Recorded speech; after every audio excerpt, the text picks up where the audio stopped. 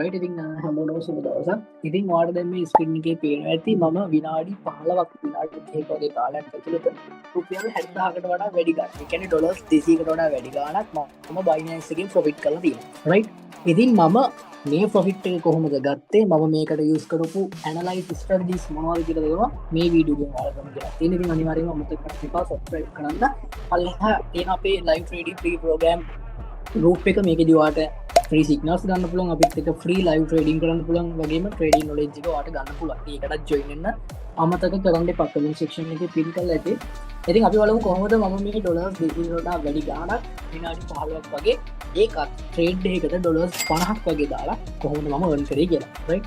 හරි. ඉතින් මේ coin එක තමයි Fun USDT කියන coin එක. Fun USDT කියන coin එකේ තමයි මම on entry ගත්තේ. මම මේකට use කරේ ICT concept එක. right. ICT concept එක තමයි මම මේකට use කරේ. හරි. අපි යමු එනම් වීඩියෝ එකට. right. මම ආවගමන් දැක්ක දෙයක් තමයි දැන් ඔයා හිතන්න මාකට් එක මෙන්න මෙතන තියෙන්නේ කියලා. right. මෙන්න මේ හරිය තමයි මාකට් එක තියෙන්නේ කියලා හිතන්න. මෙන්න මෙහෙ හැදිලා නැහැ.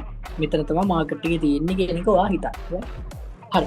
ඉතින් මම මෙන්න මේ එන්ට්‍රි එක ගද්දී ඉස්සෙල්ලාම දැක්ක දෙයක් තමයි මේ මාකට් එක දැන් මෙතනනේ තියෙන්නේ. මම ටයිම් එක චේන්ජ් කරගත්තා 1 hour වලට. right. 1 hour වලට ටයිම් එක චේන්ජ් කරගත්තා. ඊට පස්සේ මම පොඩ්ඩක් බලාගෙන හිටියා මාකට් එක මෙන්න මෙතන ලෝ එක. ඒක තවත් ලෝ ටයිම් ෆ්‍රේම් දාන්න.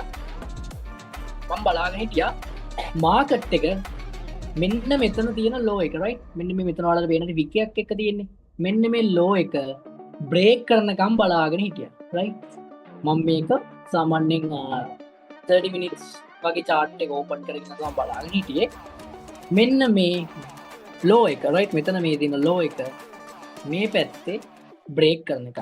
මම මේ බ්‍රේක් අවුට් එක උනත් බලාගෙන හිටියේ කැල් බොඩි එකකින් නෙමෙයි. මෙන්න මේ ලෝ එකට පල්ලෙහැන් වික් එකකින් ක්ලෝස් වෙනකම්. right. ඉතින් මම බලන් හිටියා වගේම මෙන්න මෙතන තිබ්බ ලෝ එකේ ලික්විඩිටි එහෙම නැත්නම් මෙන්න මේ වගේ ෆේක් බ්‍රේක් අවුට් එකක් දුන්නා වික් එකකින්. right.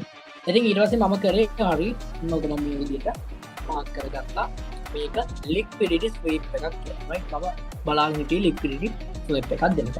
ඒත් එක්කම ඔතන ඔය ලික්විඩිටි ගන්නවත් එක්කම මේ වික් එකෙන් මම දැක්ක මාකට් එකේ මෙන්න මෙතන තියෙනවා ඕඩර් බ්ලොක් එකක්. මෙන්න මේ කැන්ල් එක මෙන්න මේ සෙල් කැන්ල් එකකින් මම දැක්කා ඕඩර් බ්ලොක් එකක් තියෙනවා. right.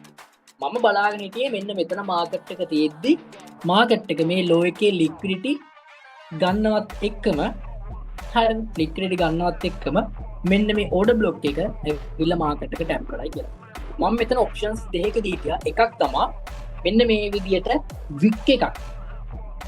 මෙන්න මේ ලෝ එක වික් එකකින් මේ විදියට බ්‍රේක් කරාට පස්සේ මම ලෝ ටයිම් ෆ්‍රේම් එකට දාලා ස්ටොක් එකකින් වගේ එන්ට්‍රි එක ගන්නවා කියලා. හැබැයි මට එතනදී එන්ට්‍රි එක ගන්න ලැබුණේ නැහැ. මොකද ඊළඟට හැදුනේ සෙල් කැන්ඩල් එකක්. ඒ සෙල් කැන්ඩල් එක මෙන්න මේ විදියට ප්‍රෙෂර් එකකින් කැන්ඩල්ස් බොඩි වලින් මේ ලෝ එක කැන්ඩල්ස් බොඩි වලින් මේ විදියට බ්‍රේක් කරගෙන ඔන්න පල්ලෙහාට ඩවුන් වුණා. right. මෙන්න මේ එක කැන්ඩල් එකකින් ලොකු වික් එකක් මගේ ඕඩර් බ්ලොක් එකට ටැප් කරා. ඉතින් මම මේ ඕඩර් බ්ලොක් එකකින් එන්ට්‍රි එක ගන්න හිටියේ.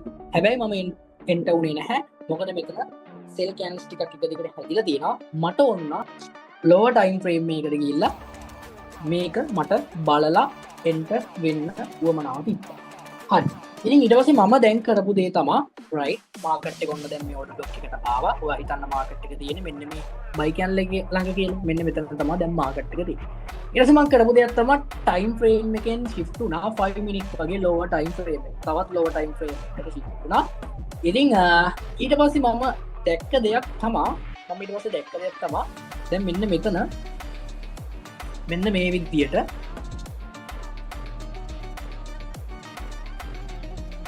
මාකට් එක මූව් වෙලා තිනවා. ඒත් එක්කම මෙන්න මෙතන හදලා තියෙන වික් එකේ right එහෙම නැත්නම් ලෝ එකේ මෙන්න මෙතන තියෙන ලෝ එකේ ලික්විඩිටි ස්වයිප් එකක් දුන්නා. එහෙම නැත්නම් අපි මේකට කියනවා ටෝටල් ස්වොප් එකක්. right. ටෝටල් ස්වොප් එකක් මෙන්න මෙතන දීලා තියෙනවා. මෙන්න මෙතන වික් එකේ. හරිද? ඉතින් මේ සම්බන්ධව ඔයාලට මේ ටෝටල් ස්වොප් කියන මොකද්ද මම මේ කතා කරන ස්ට්‍රැටජිස් කියන වෙනම ඔයාලට එක්ස්ප්ලেইন කරලා වීඩියෝස් කරන අනිවාර්යෙන්ම කමෙන්ට් කරන්න අමතක කරන්න එපා.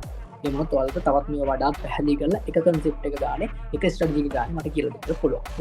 හරි. ඉතින් අනුසුපුරුදු පරිදි මම මෙතන ඔන්න ඕක මාක් කරගත්තා. මෙන්න මේ විදිහේ ටෝටල් ස්වොප් එකක් දැක්කා. ඊට පස්සේ මම හිතාගෙන හිටියා right මේ ටෝටල් ස්වොප් එක දුන්නා. මෙන්න මේ සෙල් කැන්ඩල් එකේ මෙන්න මෙතන උඩ සෙල් කැන්ඩල් එකේ ඕපන් එකට වඩා උඩින් බුලිෂ් කැන්ඩල් එකක් ඕපන් වුණොත් මම මේ බුලිෂ් කැන්ඩල් එකෙන් එන්ට්‍රි වෙනවා කියලා. ඉතින් ඒත් එක්කම මෙන්න මෙතන පටන් ගත්ත මෙන්න මෙතනින් පටන් ගත්ත කැනල් එක මෙතනින් ක්ලෝස් වුණා. ඒත් එක්කම බුලිෂ් කැනල් එකක් හැදුනා.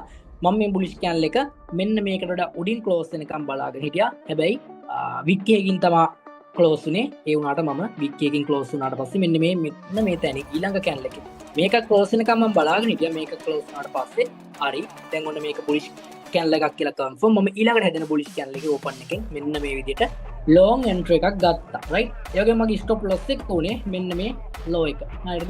ඉතින් ඒ වගේම මම ටාගට් තියාගන්න මම යූස් කරේ මෙන්න මේ හයිස් තමයි. මෙන්න මේ හයි වල තියෙන ලික්විඩ් තමයි මම ටාගට් කරේ.